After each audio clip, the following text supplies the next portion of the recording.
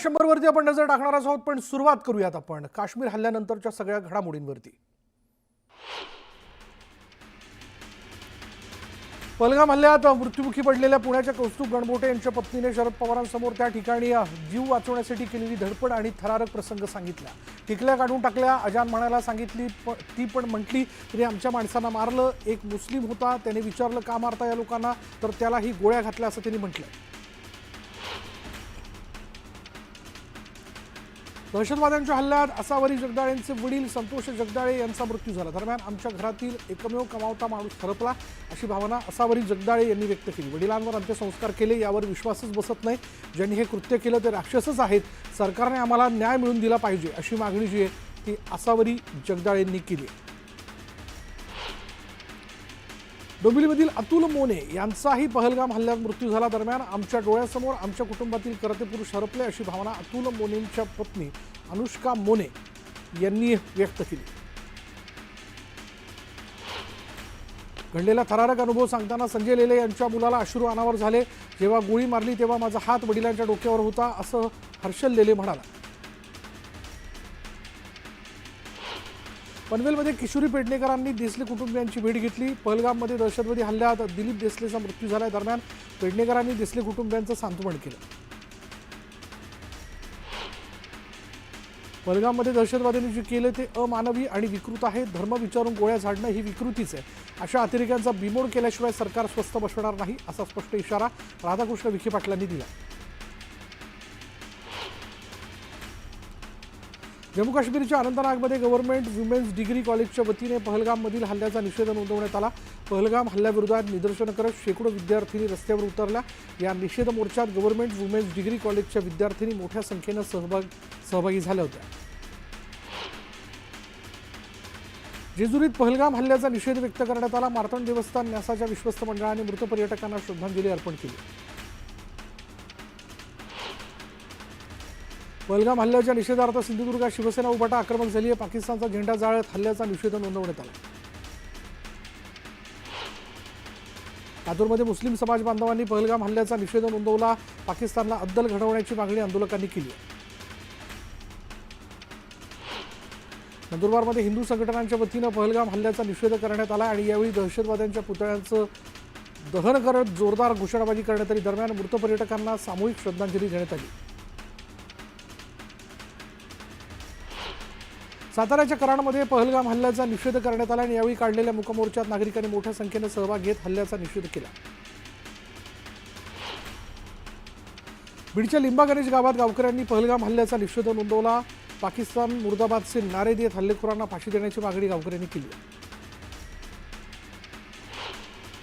धुळ्यात तृतीयपंथीयांना पहलगाम हल्ल्याचा निषेध तृतीयपंथीयांनी केलेला आहे। जिल्हाधिकारी कार्यालयाबाहेर पाकिस्तानचा ध्वज जाळत निषेध नोंदवण्यात आला।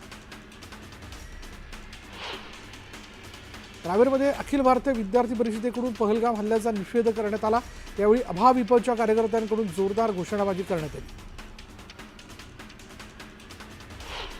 पहलगाम हल्ल्याच्या निषेधार्थ सांगलीत मुस्लिम समाजाच्या वतीने निषेध करण्यात आला। पाकिस्तानच्या विरोधात भारत सरकारने कठोर कारवाई करावी अशी मागणी आंदोलकांनी केली। पहलगाम इथे झालेल्या दहशतवादी हल्ल्याच्या निषेधार्थ आज नांदेडमध्ये विश्व हिंदू परिषद भाजपच्या वतीने निदर्शनं करण्यात आली। दरम्यान घटनेच्या निषेधार्थ उद्या शुक्रवारी नांदेड बंदची हाक देण्यात आली आहे। पहलगाममधील हल्ल्याच्या निषेधार्थ भुसावळमध्ये आतंकवाद्यांच्या प्रतिकात्मक पुतळ्याचं दहन करण्यात आलं। भुसावळ तहसील कार्यालयासमोर धरणे आंदोलन करण्यात आलं। पहलगाम दहशतवादी हल्ल्याच्या निषेधार्थ कामशेतमध्ये रॅली काढण्यात आली। लवकरात लवकर पाकिस्तानला धडा शिकवावा अशी मागणी करण्यात आली।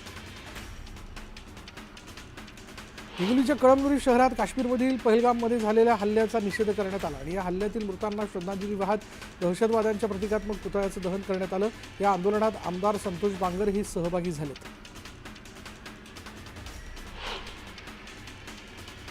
नाशिकच्या भोसला मिलिटरी स्कूलच्या विद्यार्थ्यांनी लष्कराच्या पद्धतीनं पहलगाममधील मृतांना श्रद्धांजली वाहिली आणि यावेळी घटनेचा निषेधही करण्यात आला। पहलगाममधील भ्याड हल्ल्याच्या निषेधार्थ सकल हिंदू समाजाच्या वतीने जळगावात जिल्हाधिकारी कार्यालयासमोर जोरदार निदर्शनं करण्यात आली। यावेळी दहशतवाद्यांवर कारवाई करण्याची मागणी करण्यात आली। पहलगाममधील हल्ल्यानंतर देशभरात संतापाची लाट उसळल्याचं बघायला मिळतं आणि या हल्ल्याच्या निषेधार्थ छत्रपती संभाजीनगर जिल्ह्यातील पाचोडमध्ये बंदची हाक देण्यात आली। भिवंडीमध्ये पालिकेसमोर मनसे कार्यकर्त्यांनी आंदोलन केलं। कामगारांना तातडीनं न्याय देण्याची मागणी यावेळी कार्यकर्त्यांनी केली, तर वारंवार पत्र दिल्यावरही पालिकेने दखल घेतली नसल्याचा आरोप कार्यकर्त्यांनी केला। वसईमध्ये भाजप कार्यकर्त्यांनी पहलगाम हल्ल्याचा निषेध केला आणि यावेळी पाकिस्तानचा झेंडा जाळत कार्यकर्त्यांनी जोरदार घोषणाबाजी केली। पहलगाम हल्ल्याच्या निषेधार्थ डोंबिवलीत बंद पुकारण्यात आला आणि यावेळी भाजप कार्यकर्त्यांनी जोरदार घोषणाबाजी केली। पहलगाममधील कृत्यामुळे कोट्यवधी भारतीय दुःखी आहेत, कल्पनाही करू शकणार नाही अशी शिक्षा दहशतवाद्यांना देणार। भारताच्या आत्म्यावर हल्ला केलाय, कोणालाही सोडणार नाही असा इशारा पंतप्रधान नरेंद्र मोदींनी दिला।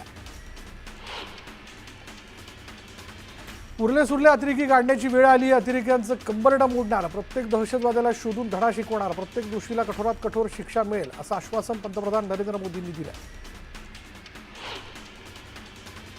भारतीय आत्म्यावर हल्ला करण्याचा दुस्साहस केलाय, देशातून दहशतवाद समूळ नष्ट करणार, दहशतवाद्यांची उरली सुरली जमीनही नष्ट करणार असं पंतप्रधान नरेंद्र मोदींनी म्हटलंय।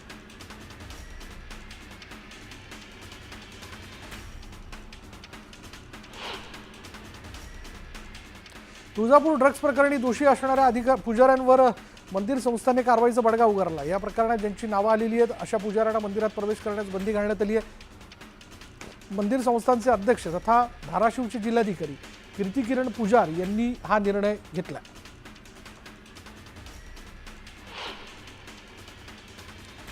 गडचिरोली जिल्ह्याच्या सीमेपासून काही किलोमीटर अंतरावर असलेल्या करेगट्टा या पहाडीवर माओवाद्यांच्या विरोधात सुरक्षा दलांनी मोठं अभियान हाती घेतलं। दरम्यान 20,000 जवानांनी 1,000 सशस्त्र माओवाद्यांना करेगट्टा पहाडीवर घेरलं।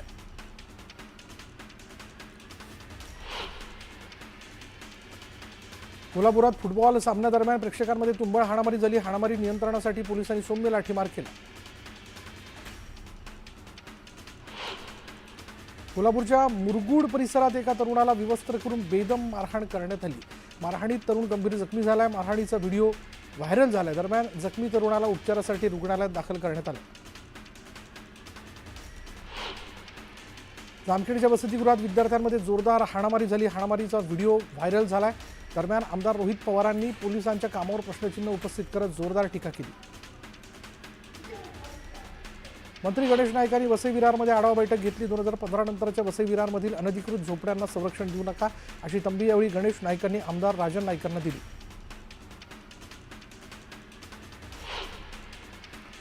नागपुरात जैन एकता रॅली काढण्यात आली। मुंबईत जैन समाजाचं मंदिर तोडल्याच्या विरोधात सखल जैन समाजाकडून मोर्चा काढण्यात आला। तोडलेलं मंदिर पुन्हा त्याच ठिकाणी बांधण्याची मागणी करण्यात आली। नागपूर ते काटोल रोडच्या चौपदरीकरणाचं काम रखडलंय। वन विभाग आणि सार्वजनिक बांधकाम विभागाच्या 5 अधिकाऱ्यांवर 25,000चा दंड आकारण्यात आला।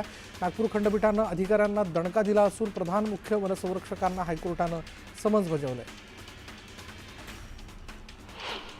येत्या शनिवारनंतर विदर्भात पावसाचा अंदाज वर्तवण्यात आला। यामुळे विदर्भातील नागरिकांना काहीसा दिलासा मिळणार आहे। नांदेडच्या कुशणूर गावात भीषण पाणी टंचाई निर्माण झाली आहे। तलावासह विहिरी कोरड्या पडल्यानं पाण्याचा प्रश्न गंभीर झाला आहे। प्रशासनाने टँकरने पाणीपुरवठा करावा अशी मागणी नागरिकांनी केली। छत्रपती संभाजीनगरमध्ये तापमान 43 अंशांवर गेले। हवामान खात्याने पुढील 2 दिवस उष्णतेचा येलो अलर्ट दिलाय। नागरिकांना काळजी घेण्याचं आवाहन प्रशासनाने केलंय।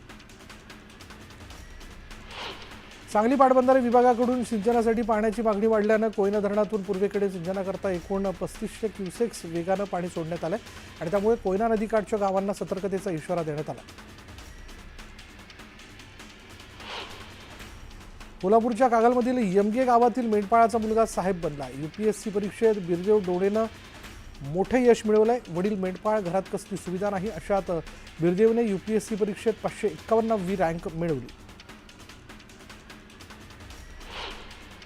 ठाण्यातील सिद्धेश्वर तलावात दूषित पाण्यामुळे तलावातील हजारो मासे मृत्युमुखी पडले आणि त्यामुळे परिसरात दुर्गंधी पसरली। त्यामुळे नागरिकांच्या आरोग्यास धोका निर्माण होण्याची शक्यता आहे। छत्रपती संभाजीनगरच्या हर्सूल परिसरातील 50हून अधिक अतिक्रमणांवर हातोडा चालवण्यात आला। नागरिकांचा विरोध झुगारून मनपाने ही कारवाई केली। कडेकोट पोलीस बंदोबस्तात अतिक्रमणं जमीनदोस्त करण्यात आली। शहापूरमध्ये अवैध लाकूड वाहतूक करणारं वाहन नागरिकांनी रोखलं। वनविभागाने बेकायदेशीर परवानगी दिल्याचा आरोप नागरिकांनी केला आणि दरम्यान तातडीनं कारवाई करण्याची मागणी नागरिकांनी केली. वाशिमच्या ढिल्ली ते वारणा दरम्यानचा रस्ता निकृष्ट दर्जाचा असल्याची तक्रार नागरिकांनी केली. संबंधित कंत्राटदारावर कारवाई करण्याची मागणी करण्यात आली. वाशिम जिल्ह्यातील शेतकऱ्यांना अद्याप अतिवृष्टीमुळे झालेल्या नुकसानीचा पीक विमा मिळालेला नाही. त्यामुळे तात्काळ नुकसान भरपाई द्यावी या मागणीकरता स्वाभिमानी शेतकरी संघटनेचे युवा प्रदेशाध्यक्ष दामूअण्णा इंगोले यांच्या नेतृत्वात जिल्हाधिकारी कार्यालयावर ठिय्या आंदोलन करण्यात आले. शेतकऱ्यांच्या सरसकट कर्जमाफीसाठी अमरावतीच्या अंजनगाव सुरजी तहसील कार्यालयावर महाविकास आघाडीच्या वतीने आंदोलन करण्यात आलं. काँग्रेसचे खासदार बळवंत वानखेडे आणि उभाटाचे आमदार गजानन लवटे यांच्या उपस्थितीत आंदोलन करण्यात आलं. मुंबईतील विलेपार्ले इथल्या जैन मंदिर पाडल्याच्या निषेधार्थ धुळ्यात जैन समाजाच्या वतीने धुळे जिल्हाधिकारी कार्यालयावर मूक मोर्चा काढण्यात आला. जैन बांधवांनी हाताला काळ्या फिती बांधून या घटनेचा निषेध नोंदवला. मुंबईतील जैन समाज मंदिर पाडल्याच्या निषेधार्थ सांगलीमधील सकल जैन समाजाच्या वतीने जिल्हाधिकारी कार्यालयावर मोर्चा काढण्यात आला. यावेळी आमदार राजेंद्र पाटील यड्रावकर आणि पोलीस निरीक्षकांमध्ये वादावादी झाली. जळगावच्या कसगावात विविध धार्मिक कार्यक्रमांचं आयोजन करण्यात आलं. यावेळी मिरवणूकही काढण्यात आली होती. दरम्यान मोठ्या संख्येनं नागरिकांनी यात सहभाग नोंदवला.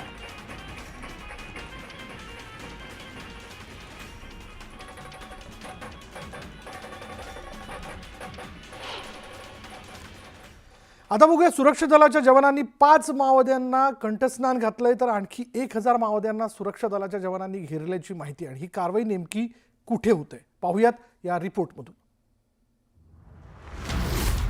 5 माओवाद्यांचा खात्मा. करेगट्टा जंगलात 1000 माओवादी असल्याची माहिती. 20,000 जवानांनी माओवाद्यांना घेरलं. छत्तीसगडच्या बिजापूर जिल्ह्यातील करेगट्टा जंगलातील चकमकीत 5 माओवादी ठार झाले. तर या जंगलात तब्बल 1000 माओवादी असल्याची माहिती समोर आली आहे. तर याच ठिकाणी 300 पेक्षा जास्त जवानांचा बळी घेणारा हिडमासारखा जहाल माओवादी याच ठिकाणी असल्याची माहिती आहे. 3 राज्यातील 20,000पेक्षा अधिक सुरक्षा दलाचे जवान या कारवाईमध्ये सहभागी झाले. केंद्रीय गृह मंत्रालयाच्या निर्देशानुसार गेल्या काही दिवसांपासून याची आखणी करण्यात आली होती.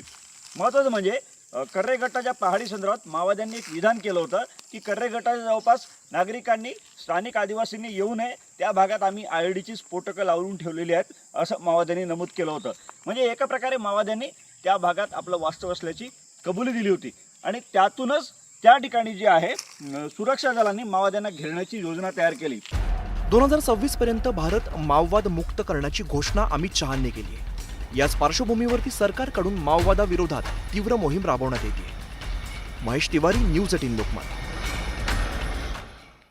आता वेळ झाली